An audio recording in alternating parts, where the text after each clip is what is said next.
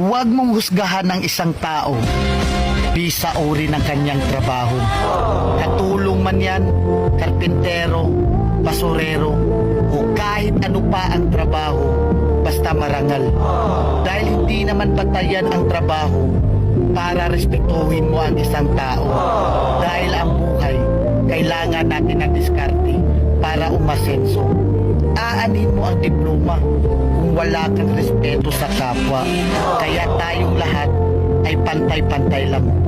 Tayong lahat ay may karapatang tratuhin ng tama kahit walang pinag-aralan.